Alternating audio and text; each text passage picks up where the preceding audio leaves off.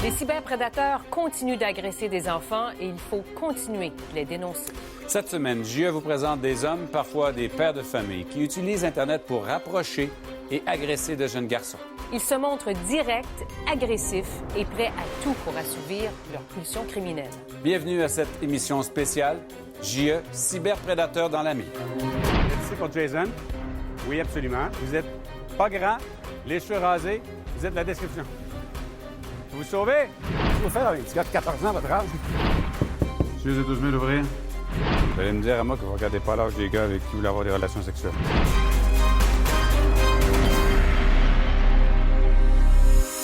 Les jeunes garçons ne sont pas plus à l'abri des cyberprédateurs que les filles. De nombreux hommes écument les sites de rencontres à la recherche de jeunes victimes.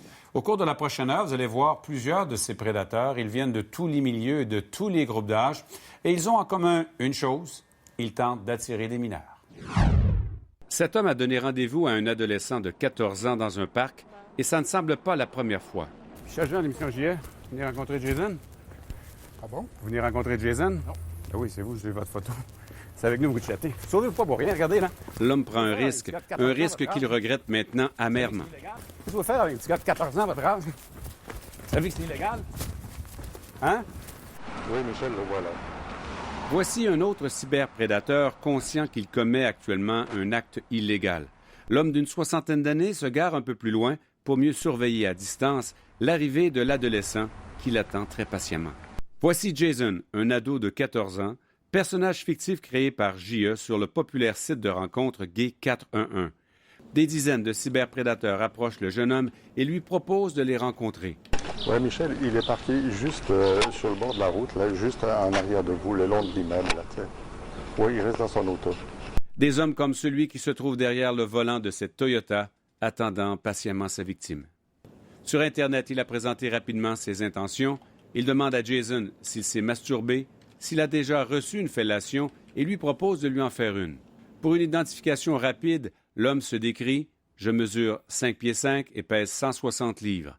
J'ai les cheveux rasés, conduis une Toyota. » Grâce à ces informations, JE le repère. Vous êtes ici pour Jason? Oui, absolument. Vous êtes habillé avec une cagoule blanche, un chandail rouge. Vous êtes dans un Toyota Camry. Vous êtes pas grand, les cheveux rasés. Vous êtes la description. Vous sauvez? Hey! L'individu est reculé dans le sens unique jusqu'ici à la rue Ontario. Il s'est tourné dans ce sens-là et ensuite il a filé sur la voie de droite ici. Et à la lumière rouge, il a tourné à gauche, coupant les véhicules qui étaient là et qui attendaient leur lumière. Les cyberprédateurs vont approcher Jason sur Gay 411. Ils viennent de toutes les classes sociales et de toutes les origines ethniques. Mohamed, un Nord-Africain d'origine, invite à son tour Jason à son appartement. Il surveille l'arrivée du garçon du haut de son balcon. Michel Jean de l'émission JE, peux-tu vous parler 30 secondes? Oui. Vous avez rendez-vous avec Jason? Vous avez donné rendez-vous avec Jason, un jeune garçon de 14 ans qui devait venir vous rejoindre chez vous? Non, c'est... Oui, vous avez chatté avec. Vous chattez avec nous à ce moment-là. Non, attends. Ce que Mohamed écrit en pensant parler à un ado de 14 ans ne contient aucune zone grise. Tu vas me baiser fort. Non, jamais. Non, c'est pas vrai. Vous avez dit, viens, puis vous lui avez dit même, viens me fourrer. C'est vous qui avez dit ça? Mais non. Mohamed, comme les autres, sait très bien qu'il commet un crime.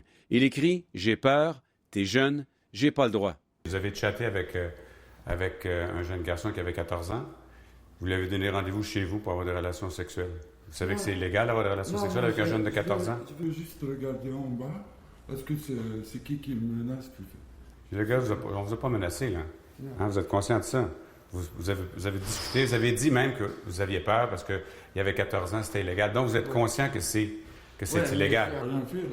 Qu'est-ce qui pousse un prédateur à commettre un crime, surtout lorsqu'il en connaît les conséquences potentielles? Le chercheur Michel Doré est l'auteur de plusieurs livres sur les prédateurs sexuels. Il y a des gens pour qui l'interdit, c'est un frein. Je pense que c'est vrai pour la vaste majorité de la population. Mais il y a d'autres pour qui l'interdit, c'est comme un moteur, c'est comme un excitant, ça ajoute à l'excitation. Alors, il y a des gens, plus que vous leur dites que c'est interdit, ils le savent très bien, plus que ça va les exciter, assez probablement. Ça explique des choses comme ça, les sites de pédopornographie. Certains prédateurs s'enfuient, d'autres, comme Mohamed, se perdent dans des explications saugrenues. Tous craignent naturellement d'être reconnus. Il existe beaucoup de sites de rencontres au Québec, autant gays qu'hétérosexuels, et Gay 411 demeure l'un des plus populaires. Il s'adresse aux 18 ans et plus, mais des jeunes le fréquentent malgré tout. Le message de Jason sur Gay 411 ne précise pas son âge, il dit simplement « jeune cherche rencontre », mais chaque fois qu'un homme le contacte, eh bien, Jason précise rapidement qu'il n'a que 14 ans. Alors, certains hommes mettent aussitôt fin à l'échange, mais la plupart se montrent heureux d'avoir affaire à un adolescent. Ces hommes savent qu'ils enfreignent la loi. Malheureusement, la pulsion criminelle qui les ronge s'avère plus forte que tout. L'homme que vous voyez fait semblant de parler au téléphone. En fait, il surveille le parc devant lequel il passe pour vérifier si le garçon de 14 ans à qui il a donné rendez-vous s'y trouve. Comme il ne le voit pas, l'homme quitte les lieux. Il ne porte pas les vêtements qu'il avait dit qu'il porterait. Je suis pas sûre, tu sais. C'est dur à dire. Ce n'est donc qu'en visionnant ces images que nous l'avons reconnu. Celui-ci a moins de chance. Signe de l'état d'excitation extrême dans lequel il se trouve, quand il réalise qu'il a affaire à J.E. plutôt qu'à un ado de 14 ans, l'automobiliste ne réalise même pas qu'il prend un sens unique à l'envers. Sens unique! Sens unique! Quelle que soit leur réaction quand ils se font prendre, la plupart des cyberprédateurs gays ont un point en commun. Ils font preuve d'une grande prudence. Ah oui, c'est lui. John, un Asiatique d'une trentaine d'années, habite près du métro Longueuil, où il a donné rendez-vous à Jason. Le cyberprédateur repère notre caméra malgré la vitre teintée. Il s'engouffre aussitôt dans la station de métro. Le prédateur fait mine de vérifier les horaires de départ et arrivée des autobus. Puis il se dirige vers l'autre sortie du terminus. John marche rapidement. Il tente de retourner chez lui quand J.E. l'intercepte. Vous voulez rencontrer Jason? You heard to meet Jason, Daniel? On est de votre photo, là. On a votre photo, on sait que c'est vous. Vous avez donné rendez-vous à un jeune garçon de 14 ans. Vous faites ça souvent? C'est la première fois? Yes. Qu'est-ce que vous espériez qui se passe? No, because I don't think it's 40. No? I'm just curious whether it's really 14 or something. Je vais vous lire ce que vous aviez dit que vous feriez avec lui, là. Kiss, body touch, suck, or more. I think this is a job. Because in that website, there's a lot of things try to play with people. Donc, vous pensiez que c'était quelque chose qui n'était pas sérieux? Yeah. C'est une blague. Actually, a lot of people really make a lot of job on the website. 14 ans quand même, on s'entend. I'm curious what is really. Comme beaucoup de cyberprédateurs pris en flagrant délit, John prétend maintenant que ce n'était pas sérieux et qu'il ne croyait pas qu'un garçon de 14 ans se présenterait. Ce genre d'explication, le professeur Dorel entend souvent. Beaucoup de gens, à force, surtout ceux qui sont des grands consommateurs de ces sites-là, ça devient leur quotidien, ces sites-là. Et des sites, souvent, qui banalisent la chose, qu'il n'y a rien là. Alors, puis, bien, ils vont souvent, ils vont baisser, hein, ils vont commencer 16, 14, 12 et tout ça. Alors, donc, oui, ça devient comme un brainwashing, je dirais, tu sais, la force de vivre dans ce monde virtuel, mais ce monde virtuel qui est quand même réel. Hein. Il y a des vrais jeunes derrière ça, il y a des vraies agressions, il y a des conséquences pour ces victimes-là. Et si c'était un vrai garçon de 14 ans, qu'est-ce que vous auriez fait? Have a conversation and ask him why he did this. Mais quand vous dites touch, kissing, suck, si vous avez eu 14 ans, ça aussi, ça vous aurait intéressé? No. Vous demandez qu'on vous croit? But it's your problem then.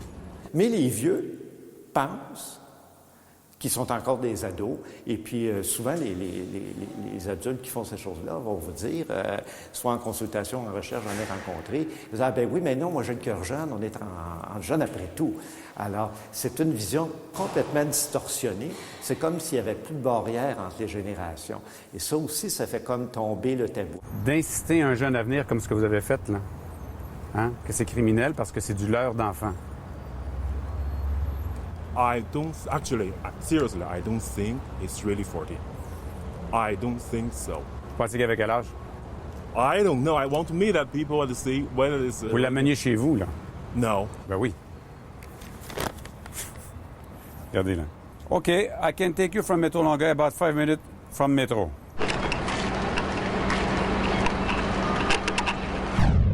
John ment, en fait, il ment comme tous les cyberprédateurs que J.E. a pris sur le fait. Un autre homme qui a invité Jason chez lui dans cet édifice du quartier Gay à Montréal va aussi mentir. C'est ce que vous verrez après la pause. C'est fini. Je m'appellerai avec un avocat. Moi, je suis pas d'affaires à se faire de ça. Là. Fait que donc, vous me dites que c'est pas vous, c'est votre colocataire. Parce que les gens à l'intérieur sont membres de l'équipe aussi, fait que ça donne rien, non? Juste, vous êtes mieux vous expliquer. S'ils sont membres, dites-vous-en, madame.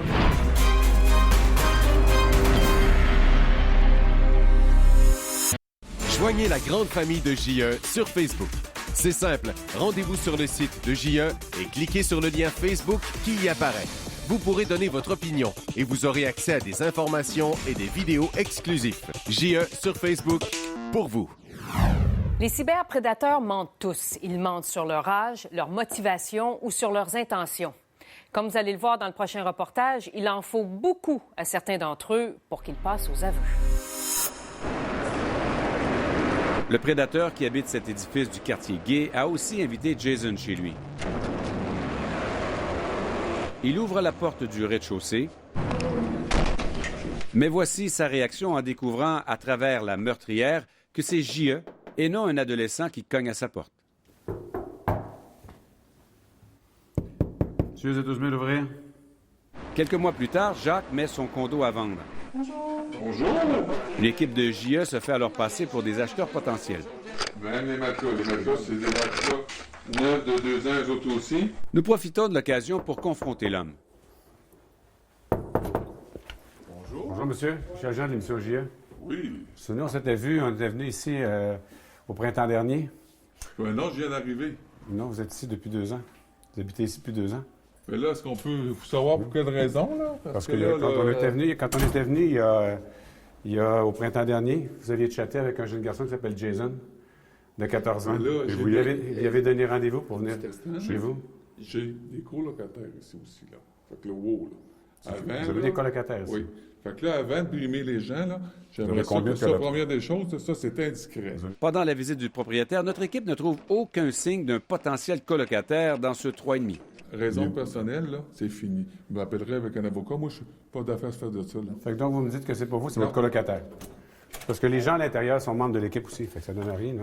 Juste, vous êtes mieux vous expliquer. S'ils sont membres, dites-vous-en, madame. Fait que vous me dites que c'est pas vous, que c'est votre colocataire.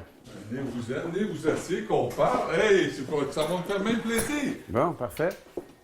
Vous faites un sondage, monsieur. Vous faites une enquête. Faites-en une enquête. Vous allez voir, vous êtes loin de votre bagage. Puis l'homme change soudainement d'alibi. Il prétend que quelqu'un a hacké son ordinateur. Vous avez jamais eu de relation sexuelle avec des jeunes de 14 ans? Quand tu as un routeur, là, tu peux avoir n'importe qui là-dessus. Là. Tu regardes le routeur, là, il est branché, là, puis tu peux te connecter. L'autre côté peut se brancher directement là-dessus, c'est pas sécurisé. Vérifie mon routeur, ouais, c'est sécurisé. Donc vous prétendez que c'est soit quelqu'un qui a trafiqué votre routeur, soit votre coloc. Le routeur, soit le coloc. Pourquoi ils sont capables de cloner les cartes de crédit? Ils doivent être capables de cloner l'ordinateur aussi. La thèse du routeur piraté ne tient pas la route. Il fallait être dans le condo pour ouvrir la porte du rez-de-chaussée. On a sonné à la porte. Okay. En bas, on nous a ouvert. OK. Hein, parce qu'il y a un buzzer ici. Oui, il y a un buzzer, c'est sûr. Puis il sonne soit après le cellulaire ou après l'autre. Bon. Et quand on est arrivé à la porte, on a cogné à la porte. Là, on ne nous a pas ouvert. OK. Hein? Alors, il y avait quelqu'un dans la maison ici qui, visiblement, quand il a vu qu'on était des journalistes et non pas un jeune gars de 14 ans, a décidé de ne pas ouvrir. Alors, soit c'est vous, soit c'est votre coloc, mais il y a quelqu'un dans cet appartement-là. Mais dis-moi la date, là, puis je vais te dire si j'étais en Abitibi ou pas. Puis après ça, dis-moi la date, puis je vais regarder voir si le routeur fonctionnait avec un autre qui est sous le voisin, comme il est arrivé l'autre fois. 24 heures plus tard, Jacques abandonne ses explications farfelues. Vous jasez avec le jeune? Oui. Bon. Vous l'invitez chez vous? Je peux inviter qui je veux chez nous, je pense. Hein. C'est pas obligé d'être dans une base d'une relation sexuelle non plus. Un jeune de 14 ans. C'est pas... Vous avez quel âge, vous? Moi, j'ai 43. Vous invitez un jeune de 14 ans chez vous, vous en avez 43. C'est pas pour jouer au Nintendo, là? Pas pour jouer au Nintendo, mais ça veut pas dire que c'était pour baiser non plus avec lui. Là. Imaginez un de vos neveux de 14 ans qui chatte avec un homme de 43 ans puis qui l'invite à venir chez lui. Qu'est-ce que vous penseriez de ça? Moi, il n'y aurait plus d'ordinateur dans la maison parce qu'il y a un problème aussi avec le jeune. Pourquoi qu'il va chatter? Qu'est-ce que vous penseriez d'un de vos neveux de 14 ans qui se fait inviter par un homme de 43 ans puis qui y va? Est-ce que vous seriez confortable de le voir partir? Ben non, on l'aurait arrêté avant qu'il parte. Alors, vous faites la même chose. Vous invitez des jeunes chez vous. Mais il a-tu rentré chez nous? Vous avez ouvert la porte. Vous avez ouvert la porte en bas. Vous avez ouvert la porte en bas, puis c'est en haut que vous avez ouvert la porte. C'est comme si le tabou n'existait plus parce qu'on est à une période de la sexualité spectacle, comme j'appelle ça moi, qui fait en sorte que tout le monde, on pense qu'on a le même âge et que sur Internet, c'est pas grave, c'est une communauté d'internautes et tout ça, et que l'âge et que les différences entre générations n'ont plus d'importance. Évidemment, c'est faux, c'est un mythe, c'est une illusion, mais il y a trop de gens pour qui, effectivement, c'est comme ça. Donc, dans le fond, ce que vous me dites, c'est qu'il serait rentré le jeune. Oui, il y aurait eu du social social avec lui. Ça, c'est sûr, certain. Oui, parce qu'avec les autres que j'ai, mettons, 20, 30 ans de mon âge, il y a à peu près 1 sur 8 ou 9 que je vais faire de quoi avec. L'enquête de JE démontre que, comme pour les hétérosexuels, beaucoup des cyberprédateurs gays ont 30 ans et moins. De jeunes hommes comme Charles, étudiant universitaire de psychologie, qui propose à Jason de lui faire une fellation et d'avoir des relations sexuelles complètes. Il donne à l'ado de 14 ans rendez-vous devant un immeuble de la rue Côte-des-Neiges à Montréal. Je porte un T-shirt noir avec un cochon rose tout cute, écrit-il. Bonjour, M. Jean, émission JE. Vous allez bien? Oui. Vous attendez Jason? Ah oui, vous attendez Jason. C'est quel âge là, Jason? Non, 14 ans. Ah oui? Vous allez échanger avec lui. Vous n'avez pas remarqué son âge. Vous en avez parlé de son âge. Ça, c'est écrit dans vos conversations. Ah ben, vous n'avez pas remarqué son âge. Pourtant, dès le début de la conversation sur Internet, Jason spécifie clairement son âge. Et tout juste après, Charles l'invite. Vous qui êtes étudiant en psychologie, qu'est-ce que vous pensez de ça, un adulte de 23 ans qui a des relations sexuelles avec un jeune de 14 ans? Selon moi, ça dépend principalement de la méthode dont les choses se font. Moi, ce que je crois quelqu'un à cet âge-là qui est pour savoir. OK. Donc, quelqu'un de 14 ans, pour vous, est assez adulte pour savoir s'il peut avoir des relations sexuelles avec un adulte, c'est ça? Selon moi, oui. On vous apprend ça dans vos cours de psychologie? Non. Vous savez que ce que la loi dit, c'est qu'en bas de 16 ans, une personne n'a pas de jugement. Vous n'êtes pas d'accord avec ça? Je suis pas d'accord. Vous descendez jusqu'à quel âge pour que la personne puisse décider qu'elle est assez adulte? 13 ans? Non, selon moi, 13 ans, c'est trop jeune. Donc, à partir de 14 ans, pour vous, un jeune devrait être capable. Pour moi, c'est quand même assez raisonnable. Raisonnable pour Charles, mais illégal pour la loi. Oui, il y a une culpabilité. Comment ça? Parce que quand même, je contreviens une loi, malgré tout. Donc, évidemment, en tant que citoyen, j'ai un certain malaise à contredire une loi.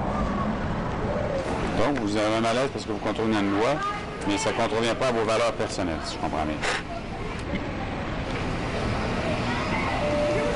OK. Et là, vous vous sentez comment en ce moment? Vous vous sentez comment? Dose de culpabilité, je me questionne aussi sur la légalité de ce que vous faites présentement. Les conséquences qu'il y aura pour moi. Nous, on fait rien d'illégal. Non, effectivement. Et les prédateurs sur Internet, il y en a beaucoup. Puis, à l'heure de vous apprendre que vous êtes vous-même un prédateur sur Internet.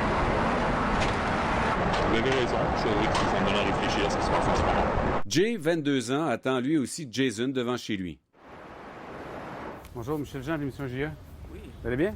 Oui. Vous avez rendez-vous avec un jeune garçon qui s'appelle Jason? Oui. Hein? Pourquoi faire? On va avoir du fun. Vous savez quel âge il a? Non. Vous avez échangé avec lui, vous avez vu son âge? Non. 14 ans? J'ai jamais vu ça pour vrai. Le cyberprédateur prétend ne pas porter attention à l'âge de ses partenaires sexuels. Quand je regarde le profil des 4 ans, je regarde rarement l'âge. Je regarde des photos, point, on parle un peu. Vous allez me dire à moi que vous ne regardez pas l'âge des gars avec qui vous voulez avoir des relations sexuelles. C'est pas crédible, ça. Ben, je regarde oui, mais dans le sens que je vois la photo un peu. Je suis étudiant en sexologie. Je sais très... Ben, je l'étais, là. Je sais très bien ce que ça occure. Tous ces individus exploitent, selon Michel Doré, le désir des jeunes gays de se faire accepter. Le jeune, ensuite, a peur d'être rejeté. Donc, il va être beaucoup en recherche d'acceptation, d'appartenance, puis de se faire des amis. Alors, souvent, sur Internet, les jeunes vont utiliser Internet pas pour trouver des prédateurs, mais sont très vulnérables parce que n'importe quel adulte qui va leur dire t'es fin, puis t'es ci, t'es ça, puis gardons alors que mes parents m'envoient chier, que mes amis me parlent plus, que mes grands-parents m'ont déshérité, va se dire le petit gars. Alors, ils sont prêts à faire beaucoup trop, Puis beaucoup plus qu'eux-mêmes ne l'imaginent au départ pour se dire « ouais, mais je suis accepté, je suis... » Alors, il y a comme un piège qui les guette plus facilement. Vous êtes un diplôme en sexologie, puis là, vous êtes prêt à recevoir chez vous un garçon de 14 ans. Vous savez ce que ça a comme conséquence chez un jeune de 14 ans, potentiellement? Qu'est-ce que vous en pensez? Ben, en fait, je pense que c'est juste que ça a été vite, très vite, puis là, je me ramasse avec quelque chose de... Les prédateurs gays affichent les mêmes caractéristiques que ceux qui s'attaquent aux jeunes filles, comme dans nos enquêtes précédentes. Une majorité ont 30 ans et moins. Ils ont grandi avec la sexualité sur Internet et ils ont tous tendance à banaliser l'impact de leurs actes sur leurs jeunes victimes. Au retour, Le premier client, c'est des gamins. C'est qu'ils m'ont comme testé avant de m'envoyer sur la rue, voir si j'étais capable de faire, puis tout ça. Puis ça a été un enfer. Pourquoi?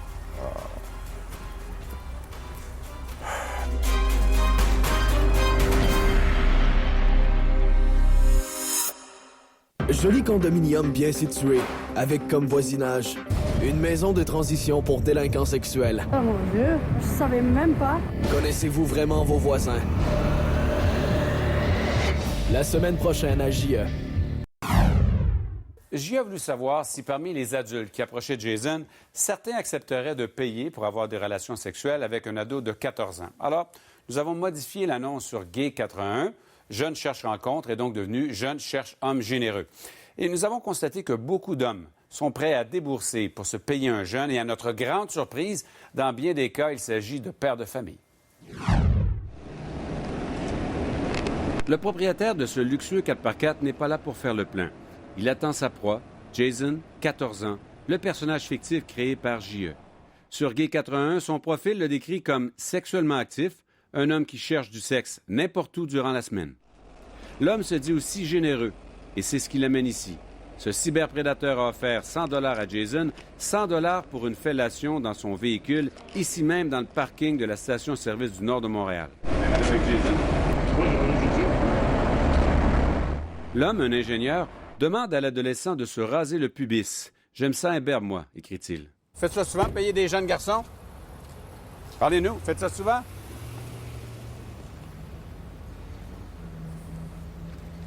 Les clients des jeunes ou les gens qui essayent de trouver des jeunes sur Internet, c'est pas parce qu'ils veulent un rapport homosexuel qu'eux-mêmes sont forcément homosexuels dans leur identité de tous les jours sur le plan social. Vous allez avoir des gars mariés, des gars bisexuels, des religieux, vous allez avoir toutes sortes d'affaires là-dedans. Beaucoup de jeunes garçons qui se prostituent ont soit fugué ou ont été rejetés par leur famille à cause de leur homosexualité.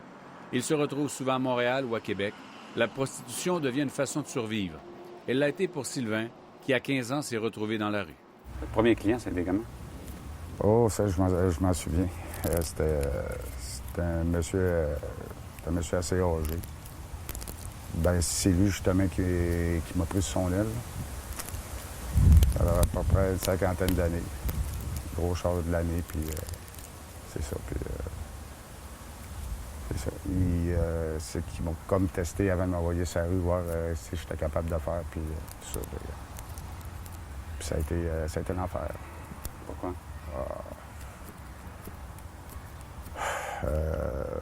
C'est un coup de claque, puis un coup de claque sur les fesses, puis fouette, puis les affaires, tu sais. Il voulait que je fasse de la comment on appelle ça, de la soumission, puis tout ça. Fait que lui, il avait une demande là-dedans, puis il voulait m'entraîner pour faire ce type de choses-là. Puis à 15 ans, ben tu sais, je l'ai fait. Je l'ai fait pour l'argent. Ses clients viennent de tous les milieux, des monsieur tout le monde. C'était plutôt des hommes mariés avec des enfants. Beaucoup? Pas mal tous les clients que j'avais, ils étaient mariés. Donc, il n'était pas question de faire ça chez eux. Fait qu'on allait dans des motels ou dans leurs autos, puis on faisait ça là. Des hommes mariés comme Indian Dad, qui se décrit ainsi à Jason, homme généreux, 40 ans, marié, aimant les jeux de rôle avec les jeunes, aimant les fellations, les fessées et les relations sexuelles. Quels sont tes tarifs? L'argent sert à déculpabiliser l'adulte. Il va dire, c'est pas une agression sexuelle, c'est pas un abus, c'est un service, c'est un échange. C'est comme si la fille ou le gars qui accepte de l'argent, c'est comme si c'était un consentement n'importe quoi, ce qui est faux, bien sûr, là, parce que c'est souvent des gens en grand état de vulnérabilité. Indian Dad écrit « Je t'offre 100 $, je viens te chercher et je te ramène après. » C'est pour moi? Oui. Ce genre de proposition trouve souvent écho auprès des jeunes de la rue, estime Geneviève Quinty du projet Intervention Prostitution de Québec. J'ai connu un paquet de jeunes qui ont eu leur première expérience de prostitution dans un contexte de fugue où l'occasion se présente de faire un 25-30 piastres rapidement et ils n'ont pas la maturité et ils n'ont pas le temps nécessairement de prendre une bonne décision ou un choix éclairé en pesant les pour et les contre en disant, bon, si je fais une fellation à telle personne, je vais vivre une baisse d'estime de moi, je vais vivre ci, je vais vivre ça. Non, c'est c'est l'attrait de l'argent d'abord et avant tout. Les problèmes viennent après. Oui, ce qu'ils vivent, c'est je vais faire 25 $ rapidement, puis après ça, je vais pouvoir aller manger, je vais pouvoir me payer telle affaire. Indian Dad se tient sur ses gardes. Comme il ne trouve pas l'adolescent au rendez-vous à l'heure prévue, il quitte rapidement les lieux. You had a meeting with Jason, eh? No, I didn't. Yes, you were waiting for Jason at the park? No, I wasn't. Yes, you are. Yes, you are. J'ai pogné des juges, j'ai pogné des avocats. J'en ai pogné du monde là, que tu pourrais même pas t'imaginer et que tu dois connaître. Mais en tout cas, moi je parle pas, là, mais en tout cas, il y en a beaucoup. C'est monsieur tout le monde. Do you do that often, sir? Le gars marié se dit, il n'ira pas dans un sauna gay ou dans un bar gay parce que là, il peut connaître des collègues, des clients s'il est en affaires ou s'il est professionnel.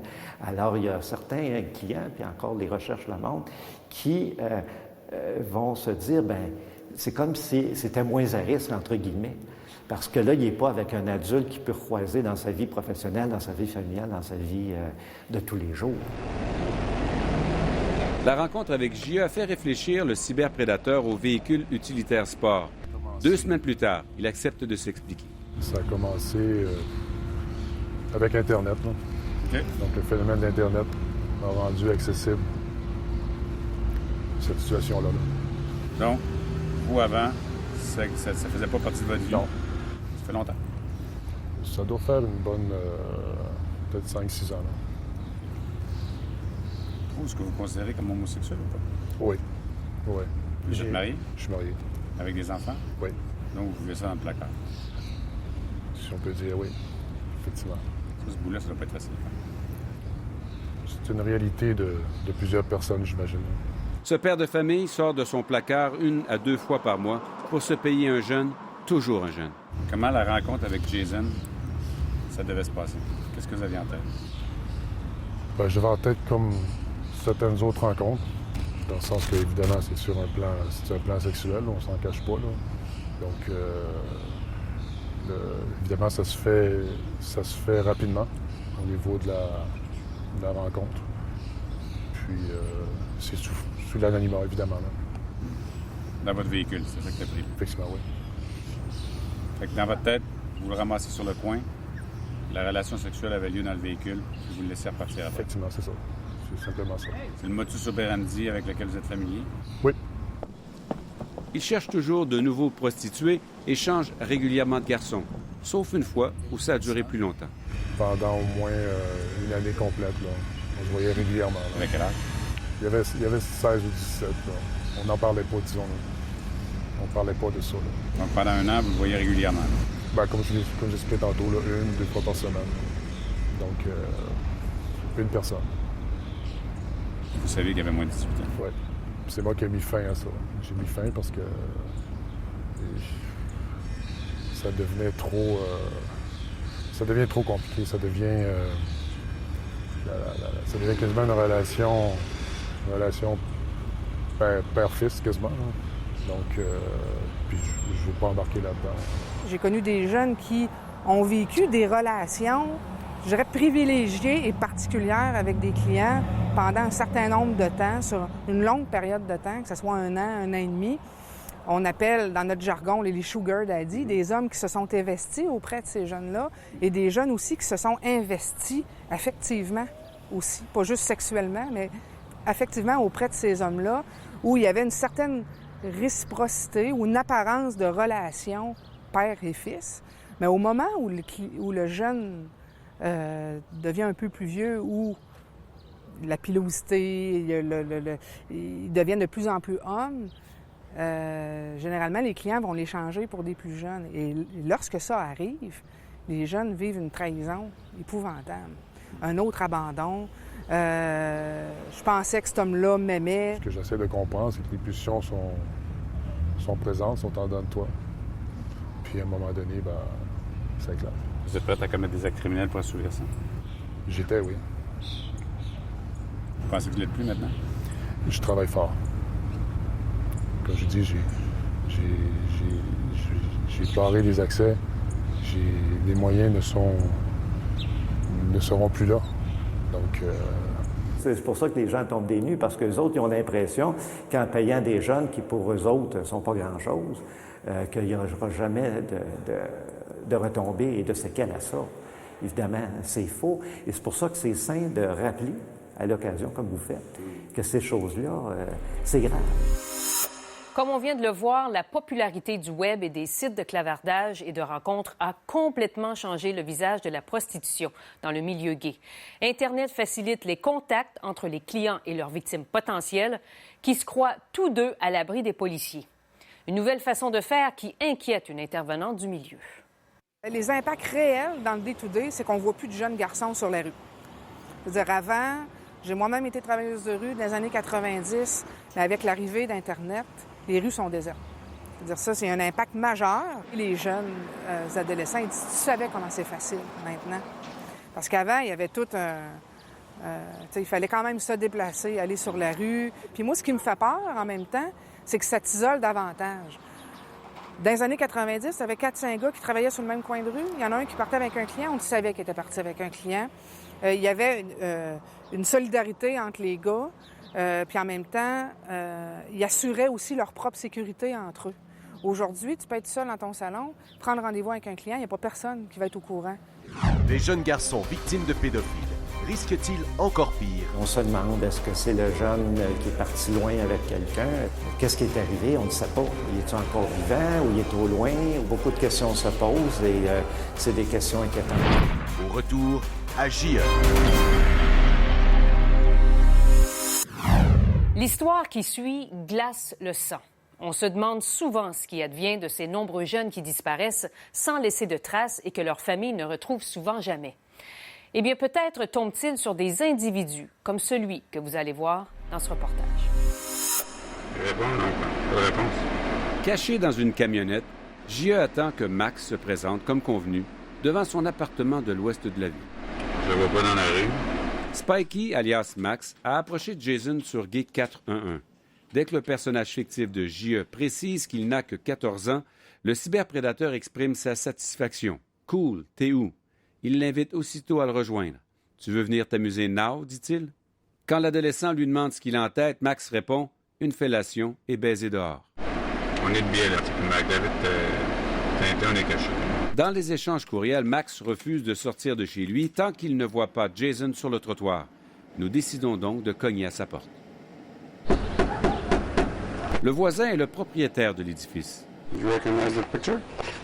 Yes. They say... Il reconnaît bien Max, mais une surprise nous attend. And does he still live here?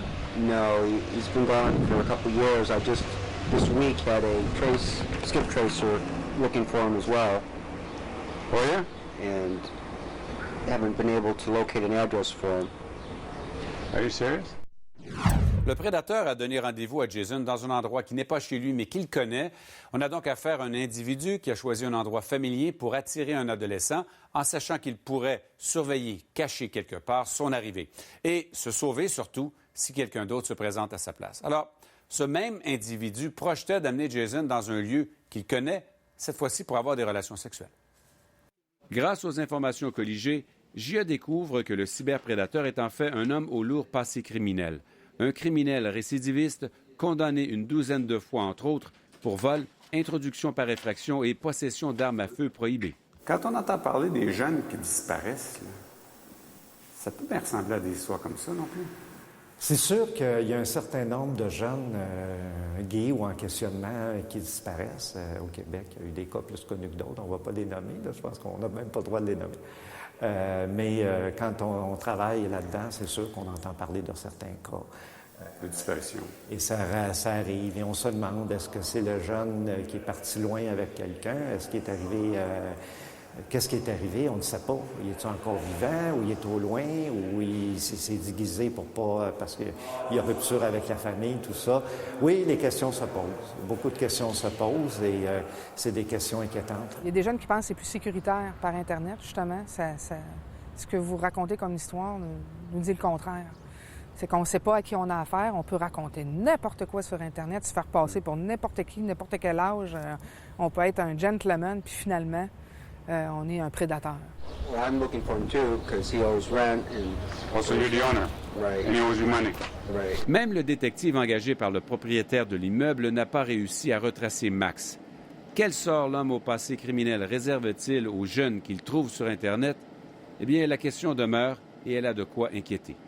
Michel Doré estime que les jeunes gays en fugue constituent des cibles de choix pour ce type de cyberprédateur.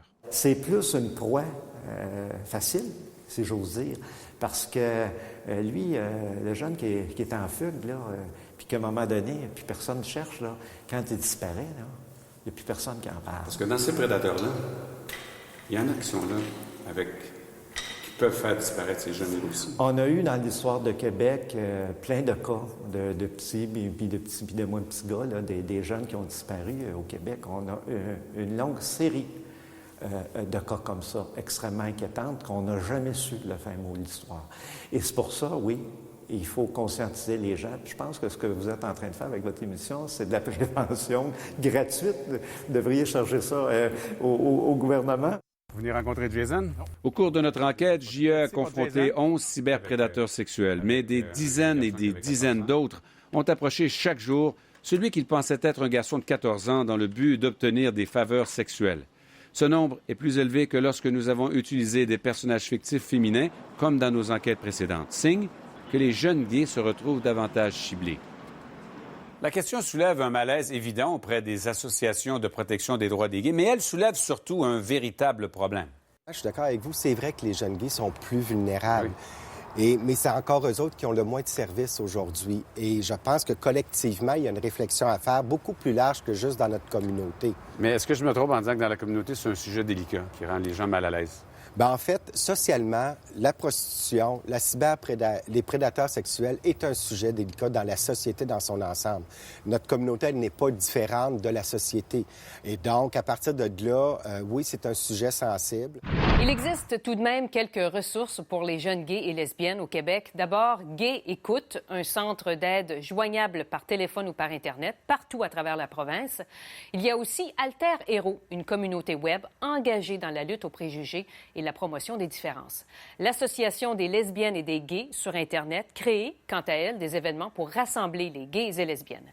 Et puis à Montréal, vous pouvez vous joindre au groupe Jeunesse Lambda qui rassemble des jeunes de moins de 25 ans.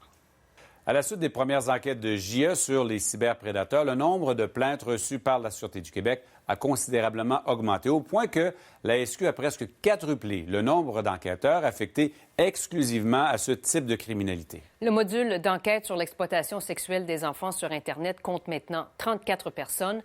300 autres policiers à l'échelle de la province ont été formés pour enquêter sur ce genre de dossier. En 2011, la Sûreté du Québec a reçu 400 plaintes reliées à des cyberprédateurs et les chiffres pour 2012 ne sont pas encore disponibles, mais ils devraient l'être d'ici quelques semaines. Pour l'instant, bien, la Sûreté du Québec se contente de dire que les enquêtes du module sur l'exploitation sexuelle des enfants sur Internet vont, et je cite, très bien. Le site Web de la Sûreté du Québec dénombre une quinzaine d'arrestations depuis que les effectifs du module ont été gonflés en avril 2012. Évidemment, nous allons suivre le dossier pour vous. Maintenant, si vous souhaitez signaler à la Sûreté du Québec des informations par rapport à l'exploitation sexuelle de mineurs sur le Web, vous pouvez le faire via le site de son partenaire www.cyberaide.ca ou joindre la centrale d'information criminelle au numéro qui apparaît au bas de l'écran. Joignez la grande famille de JE sur Facebook. C'est simple, rendez-vous sur le site de JE et cliquez sur le lien Facebook qui y apparaît. vous pourrez donner votre opinion et vous aurez accès à des informations et des vidéos exclusives. JE sur Facebook, pour vous. Bientôt à JE, connaissez-vous les survivalistes des familles d'ici se préparent à affronter les pires catastrophes et à survivre pendant longtemps? Fait que le survivalisme m'a apporté ça, à faire une réserve alimentaire, un minimum d'eau. Et quand on parle de minimum, qu'est-ce que c'est votre minimum? Le gouvernement nous demande 72 heures de minimum, mais moi, 72 heures, c'est vraiment pas assez parce que nous restons dans des régions éloignées. Fait que minimum, c'est minimum 3 mois pour moi. 3 mois pour vous. Mais ici, là, à vous personnellement, à votre famille, à quoi ça ressemble votre base autonome durable? 3 ans. Avant d'acheter une propriété, vous avez intérêt à vous informer sur ce qui se trouve dans votre nouvel environnement. Sinon, ça peut vous coûter cher. Connaissez-vous vraiment vos voisins? Vous savez ce qu'il y a dans l'édifice à la brique rouge, là?